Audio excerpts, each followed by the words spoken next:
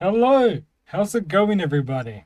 So, today we'll be looking at some old Linux hardware, specifically the Caanoo by a company called Game Park Holdings. Now, this company is a Korean company. They made three such devices. One was called the GP2X, one was called the Wiz, and the last one they made was called the Caanoo. Bit of a weird name, but it was a really cool device for the time, which was around 2010. Now, as you can see here, there's lots of wear and tear. The screen's cracked, and the thumb pad's worn down. I actually used this a lot when I first got it for the first 2 or 3 years, so you can see the wear and tear. It got heavy use. Now, the screen's hard to record, so it won't be an in-depth video. Alright, now this is extremely difficult to record because I got the pop filter on my microphone right in front of my face, and I got my camera mounted on my microphone stand, but we'll try to get through this. Now this device has two shoulder buttons, as you can see, volume controller at the bottom.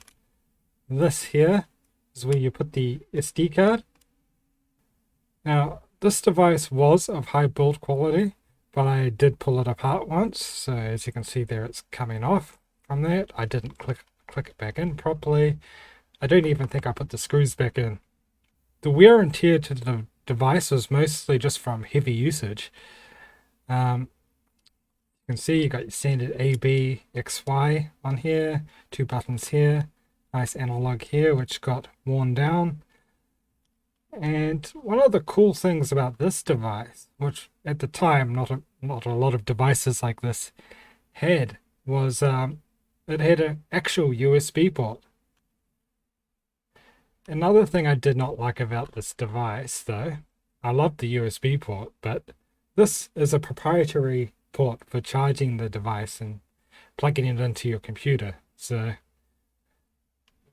should have just used some sort of standard. And there's a headphone jack here. Now it came with a stylus, which I've seemed to have lost, and there are two speakers. Now I do not like the placement of the speakers. I think the speakers should be somewhere on the front, but I guess they couldn't find a nice placement.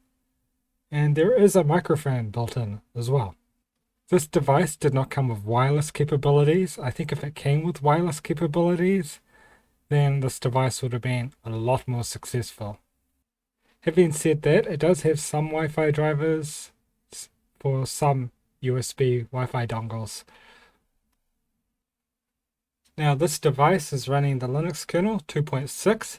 It had a 533 megahertz ARM processor, which was overclockable. The overclocking was useful for emulators such as the PlayStation emulator. It had 120 megabytes of RAM. Okay, most people use this for emulation. So here I've got a CPS2 emulator, Game Boy emulator, a Mega Drive emulator, Genesis for those of you in the US. There's ColecoVision emulator. MAME emulator, Neo Geo, PlayStation emulators, Scum VM, that's for point and click games, which was really fun to use with the stylus. Could even play the first Warcraft games on these. And I believe I've even got Quake on here. Here's Quake. I believe the shoulder buttons had to point up and down. Got the analog stick to move around. I mean, obviously, this game was designed for a keyboard and mouse.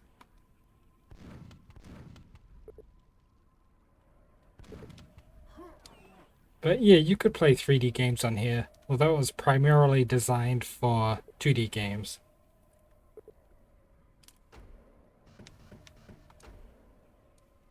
So here's some Marvel vs. Capcom. Jeez, I haven't played this game in ages.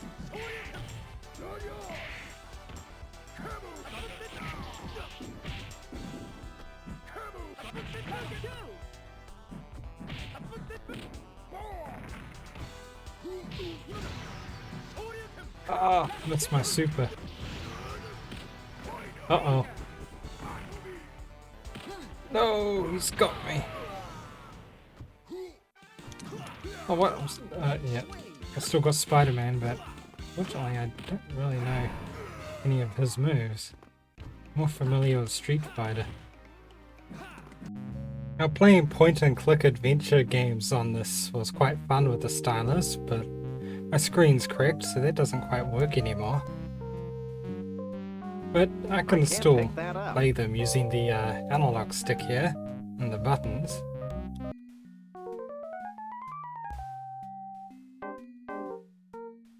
My coat hanger antenna. I'm an electronics genius. This is pretty damn self-explanatory. There's a PlayStation emulator here. Of course, you get the overclocking options, which you often need for PlayStation games. You often need to play with those settings to get the sound and everything correct. So here's a brief look at the SD card. Now, because it's just running Linux and uses an ARM processor, you could compile emulators and games for it. So let's have a look. As you can see, they're just standard Linux binaries compiled for the processor, and you'd need to chuck in a shell script with the GPE as extension and just give it instructions to launch the game, and then also instructions for when the game closes, because you want the menu to open back up. Also, what you'd want to do in here is preload any libraries required for that game. So yeah, that's just a script to launch games from the main menu on the device. Anyways, that was a brief look at the Caanoo, and I used this a lot when it first came out, and I really liked it. And I really wish I had a modern equivalent of something like this. Thought about making one with a Raspberry Pi Zero. That would be cool.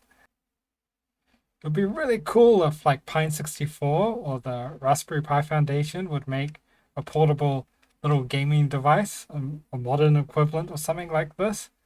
Thank you all for watching. See you later, everybody.